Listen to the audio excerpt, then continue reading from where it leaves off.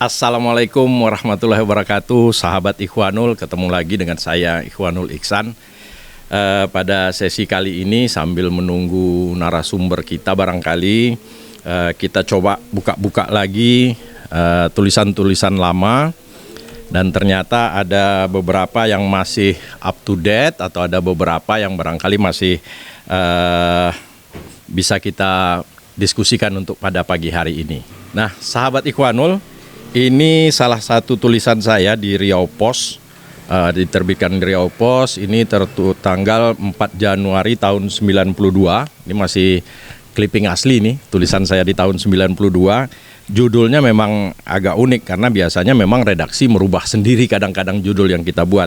Ini judulnya elemen-elemen pembentuk citra sebuah kota. Padahal tadinya tulisan saya lebih kepada mencari landmark dan open space kota Pekanbaru. Tapi nggak apalah artinya sebuah judul.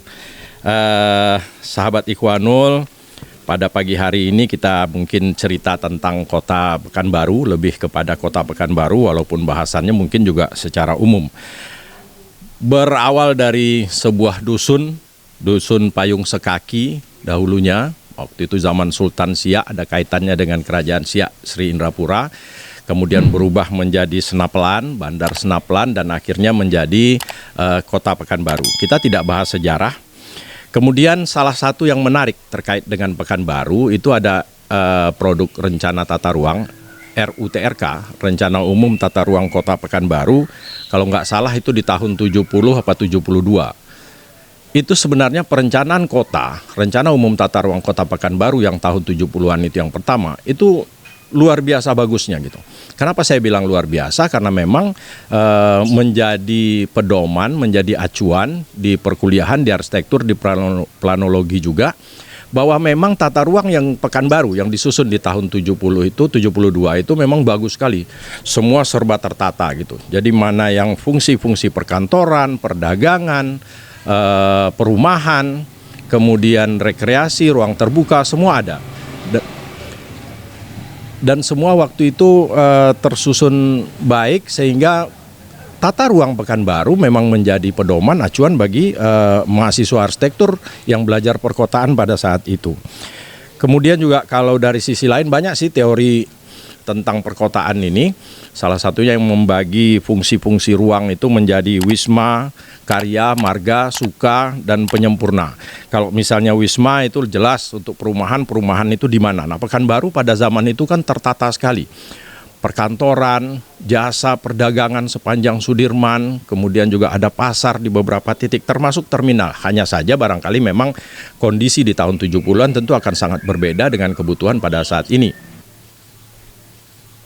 Sahabat Ikhwanul, salah satu teori perkotaan juga ada kita pelajari atau kita sering dengar, ada yang namanya Kevin Lynch yang membagi menjadi 5 pembentuk atau 5 elemen pembentuk citra sebuah kota. Nah, jadi menurut Kevin Lynch bahwa sebuah kota itu bisa dilihat baik atau tidaknya, bagus atau tidak, jelek gitu, itu ada 5 elemen penentu. Yang pertama misalnya pathways, jalur sirkulasi, jalur jalan. Kalau kita masuk ke kota orang, macet, padat, kemudian ada kaki 5, pohon barangkali, jaringan-jaringan listrik bersiliweran. Nah, kita udah punya kesan jelek, citra jelek kepada kota itu. Tapi kalau kita masuk sebuah kotanya, jalannya bagus, bersih, tertata, ada jalan, ada pedestrian, ada saluran, kemudian pedagang kaki 5 juga di belakang atau ada pengaturannya, penataannya, itu memberikan citra kota itu kota yang enak, kota yang indah, kota yang nyaman untuk dikunjungi. Kemudian selain pathways, jalur sirkulasi, juga ada landmark penentu, kemudian ada open space, ada edge, ada nodes, ada distrik. Nah, itu 5 elemen penentu. Saya tidak ingin membahas kelima-limanya, tetapi barangkali sesuai dengan kondisi kita pada saat ini mencoba, walaupun tulisan ini saya tulis di tahun 92, tapi ada beberapa poin yang barangkali saya ingin bahas kembali di tahun 2023 ini. Jadi ini udah berapa tahun ya? Udah 31 tahun yang lalu 31 tahun yang lalu tulisan ini saya buat. Sahabat Ikhwanul, terkait dengan yang pertama saya mau coba bahas landmark. Mana sih landmark Kota Pekanbaru pada saat ini? Kalau kita masuk dari arah utara, dari arah Rumbai misalnya, mulai memasuki jembatan, maka jembatan Lekton atau Siak 1 dengan jembatan Siak 4 ujung Sudirman sekarang barangkali sudah bisa disebut sebagai landmark. Kemudian terus ketemu perempatan pertama ada Mall Pekanbaru Suzuya, mungkin juga landmark. Kita terus lagi sampai kantor gubernur. Ada Menara Dang Merdu, ada Menara Bang Kepri, ada kantor gubernur, ada Kejati yang tinggi, megah, mewah, gigan kesannya, mungkin bisa kita sebut sebagai landmark. Kalau kita terus lagi ketemu flyover juga bisa kita sebut sebagai landmark. Kemudian terus lagi ada MTQ barangkali, atau sebelum MTQ ada flyover lagi, ketemu Rumah Sakit Awal Bros, kemudian terus lagi ketemu MTQ bekas untuk acara MTQ tingkat nasional yang dilakukan di Pekanbaru dulu, dan seterusnya habis MTQ kayaknya habis. Kalau kita dari arah Bangkinang mungkin lebih dikit lagi. Jadi kalau kita dari arah Bangkinang masuk kota Pekanbaru ketemu IAIN, kalau sekarang UIN yang sebelah kiri tapi agak jauh ke dalam sehingga dia belum bisa disebut sebagai landmark. Kemudian kalau kita terus lagi ketemu pasar Arengka yang padat, kadang-kadang pedagang kaki lima sampai ke pinggir-pinggir jalan memakan pedestrian, bahkan dengan mobil-mobil jualan dengan pakai mobil, kemudian penuh sekali Arengka itu sekarang. Kemudian ketemu satu flyover di Pasar Arengka, kita belok kiri ketemu SKA dan Living World. Nah, itu mungkin juga landmark. Timbul pertanyaan sekarang, landmark itu apa sih gitu. Dalam ilmu arsitektur dan perkotaan, landmark sebenarnya berasal dari kata penanda batas, penentu. Penanda batas biasanya orang-orang zaman dahulu kala di Amerika sana atau di Eropa sana, apabila dia pergi berburu atau ke hutan atau kemanapun, selalu memberikan satu penandaan. Jadi bisa dia bangun semacam tugu kecil atau ada kayu yang besar atau ada pohon menjadi penanda bahwa saya sudah berada di titik ini gitu. Nah, identik dengan hal itu pada saat sekarang berarti yang namanya landmark bisa buatan juga bisa alami. Misalnya Sungai Siak landmark bagi kota Pekanbaru gitu. Jadi ada yang buatan dan ada juga yang alami. Jadi penentu batas atau penanda sehingga kita pada suatu titik, pada suatu lokasi tertentu sangat mudah menyatakan kita berada di sini. Di mana? Saya di depan kantor gubernur. Tetapi landmark juga bukan hanya berbentuk fisik, tapi dia juga bisa non fisik. Misalnya MTQ, kita sebut MTQ bukan bangunan Idrus Tintin atau kita bukan bilang Islamic Center yang ada di sana, tidak. Tapi kita sebutnya MTQ, padahal MTQ itu sebuah acara, dulunya ada acara di sana. Nah, sekarang sahabat Ikhwanul, kalau kita berbicara spot by spot, yang saya sebutkan tadi barangkali landmark. Belum lagi barangkali ada semacam tugu Selembayung, tugu ikan patin, ada tugu bambu runcing, macam-macam sebenarnya banyak sekali yang tugu keris. Nah, itu juga landmark skala kecil lah, skala lokal wilayah gitu. Tapi berbicara tentang kota Pekanbaru, sebenarnya mana yang landmark kota Pekanbaru? Yang menjadi poin, yang menjadi sesuatu yang melekat bagi orang bahwa kota Pekanbaru itu identik dengan itu. Misalnya kalau kita sampai di suatu tempat melihat jam yang sangat besar, sangat tinggi, mungkin kita tahu, oh ini Big Ben, oh ini toh yang namanya Big Ben, kita nggak perlu bicarakan lagi. Atau menara yang bentuknya dari bawah besar, kecil, mengecil, runcing, di atasnya runcing, di atasnya ada, kita tahu, oh kita ada di Paris nih, berarti ini Eiffel. Atau masih berbentuk jam, tetapi atasnya ada bentuknya pakai gonjong, kita udah nggak perlu dibicara, oh ini pasti Bukit Tinggi gitu. Begitu juga dengan Monas di Jakarta, ada tugu, ada api di atasnya, orang nggak perlu diperdebatkan lagi, nggak perlu bertanya, oh ini di Monas ya gitu. Begitu juga dengan suasana, misalnya Malioboro, orang juga kita tahu ada nama jalan dikit atau suasana kaki lima yang ada kiri kanan dengan pemusik, orang jualan batik dan lain-lain. Kita tahu, oh ini Malioboro. Maka ketika Malioboro dibersihkan, bersih, tidak ada pedagang kaki lima, tidak boleh masuk lagi, alurnya juga dibatasi. Kadang terpikir Malioboro-nya kemana gitu. Karena justru yang namanya Malioboro adalah suasananya itu gitu. Tapi oke lah, Malioboro, kita kembali ke Pekanbaru.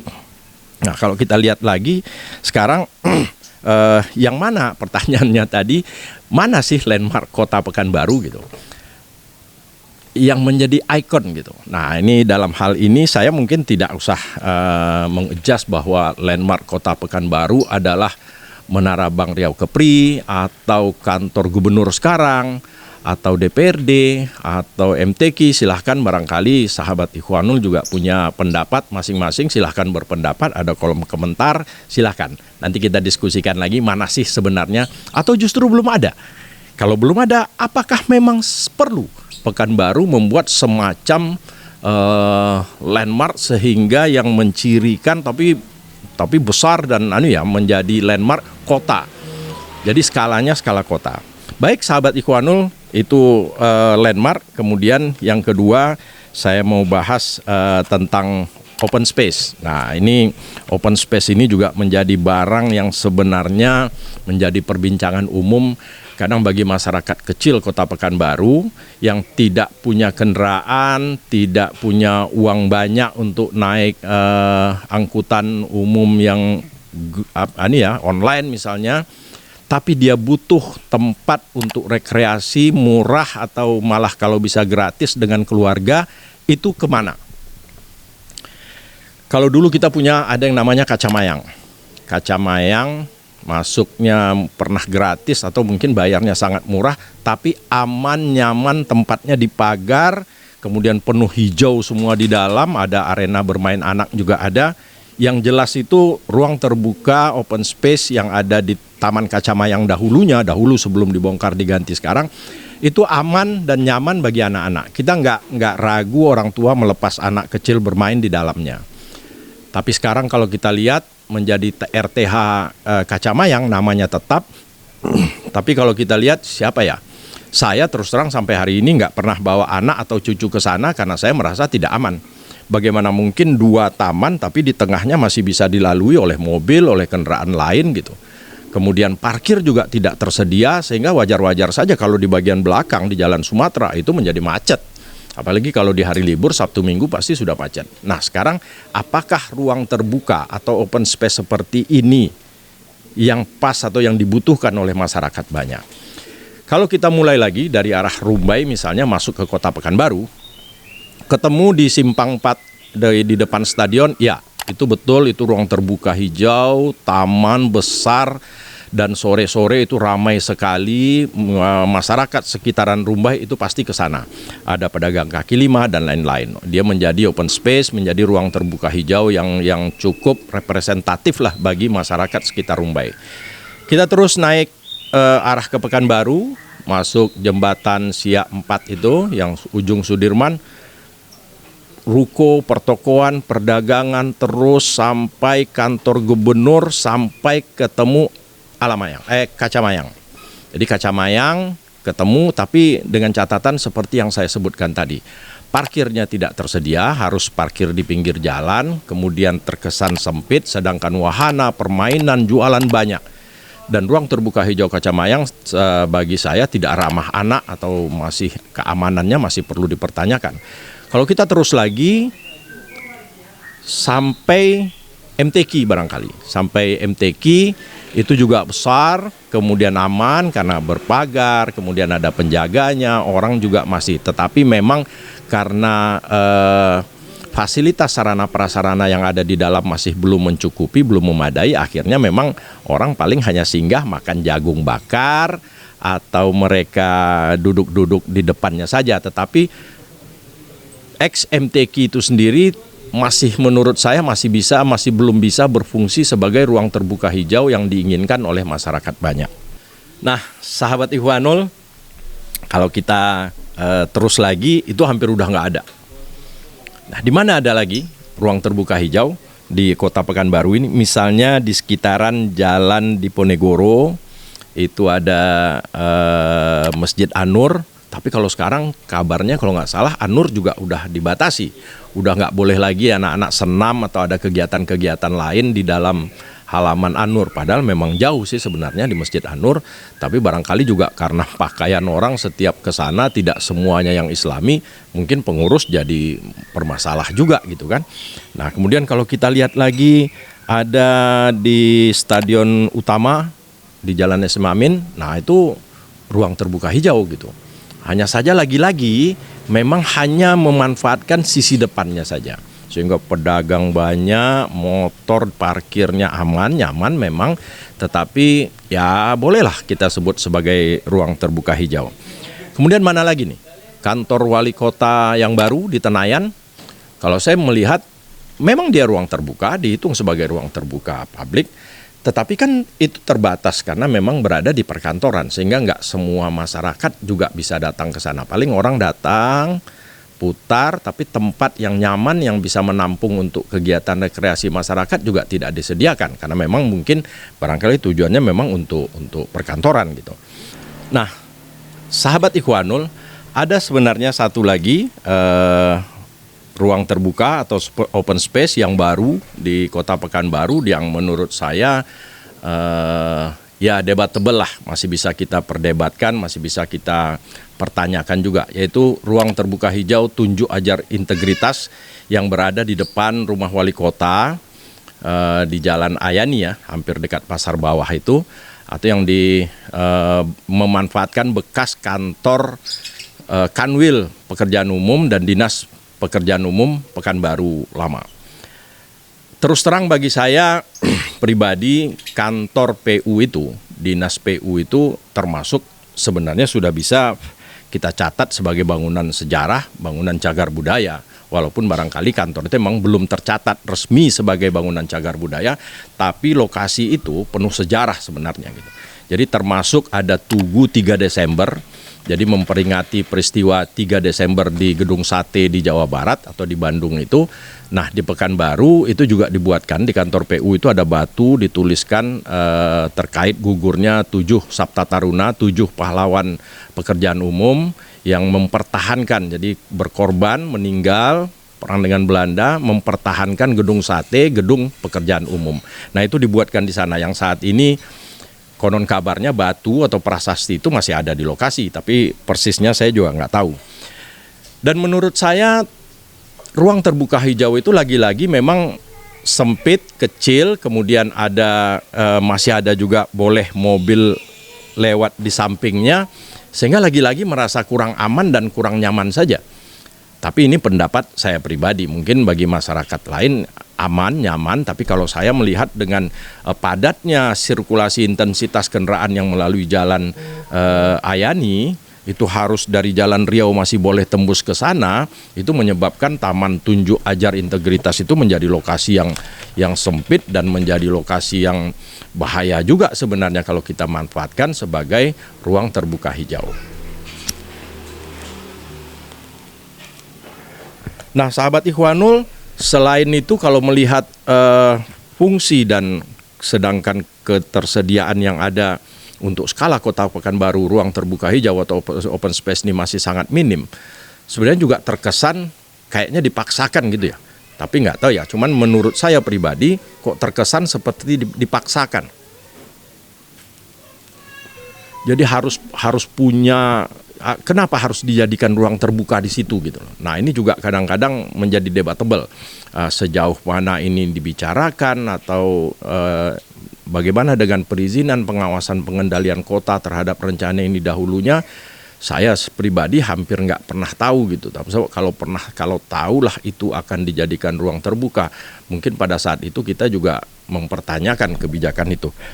Tapi sudahlah, karena itu sudah selesai, sudah dinikmati oleh masyarakat banyak, saya rasa sah-sah saja. Intinya yang ingin saya sampaikan dalam sebuah perencanaan pembangunan kota, ada perencanaan, jadi ada 3 tahap yang penting yang perlu kita garis bawahi. Ada perencanaan, ada proses pembangunan, dan terakhir pengawasan dan pengendalian. Sahabat Ikhwanul, sebenarnya sebuah kota tidak cukup hanya direncanakan. Jadi kalau mengacu pada istilah arsitektur ada desain, ada planning, ada designing. Nah kalau planning, perencanaan itu masih 2 dimensi, masih perencanaan umum. Tapi sebenarnya sebuah kota itu harus dirancang meter demi meter. Kalau dulu kita punya RTRK, Rencana Teknik Ruang Kota, kemudian yang berubah menjadi RTBL, Rencana Tata Bangunan dan Lingkungan. Nah, tetapi sekarang ini hampir tidak pernah lagi saya mendengar kota, kabupaten menyusun yang namanya RTBL. Lalu bagaimana mungkin dalam mengeluarkan proses penerbitan perizinan bangunan itu mengacunya kemana gitu. Kalau mengacu kepada RT RW, waduh besar sekali. RT RW nggak mengatur tapak, nggak mengatur signage, nggak mengatur street furniture, ketinggian bangunan dan lain-lain. Oke lah ada zone regulation, tapi juga barangkali tidak sedalam kajian yang ada di RTBL. Nah ayo pemerintah kabupaten kota kita kembali, kita susun RTBL sehingga benar-benar lokasi itu dirancang, benar-benar kota ini tidak hanya direncanakan, tapi dirancang. Kemudian yang terakhir, yang ketiga, pengawasan pengendalian. Perlu instrumen-instrumen yang lebih dalam, yang lebih pasti terkait dengan perizinan misalnya. Seperti saya sebut tadi, kalau perizinan mengacu kepada RT RW, wah itu kelewat besar, skalanya juga besar, kedalamannya juga belum menyentuh terhadap kebutuhan untuk memberikan perizinan. Pengawasan dan pengendalian, apakah ini boleh, apakah ini tidak boleh, fungsi ini boleh yang bagaimana, ketinggiannya berapa, koefisien dasar bangunannya berapa, koefisien lantai bangunan yang diizinkan berapa, koefisien darah hijau, banyak sekali instrumen yang harus kita perhatikan dalam tahap pengawasan dan pengendalian pembangunan. Apalagi sekarang ada lagi yang namanya, kalau dulu namanya TABG, Tim Ahli Bangunan Gedung.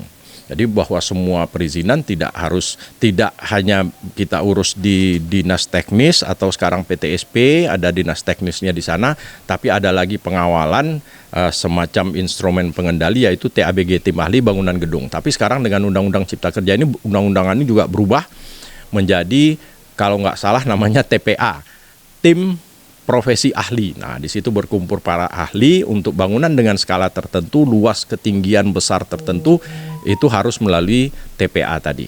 Baik, sahabat Ikhwanul, pada sesuai dengan janji saya ini bisa melebar kemana-mana. Kita belum lagi bicara tentang IMB yang berubah menjadi PBG, izin mendirikan bangunan, berubah menjadi persetujuan bangunan gedung.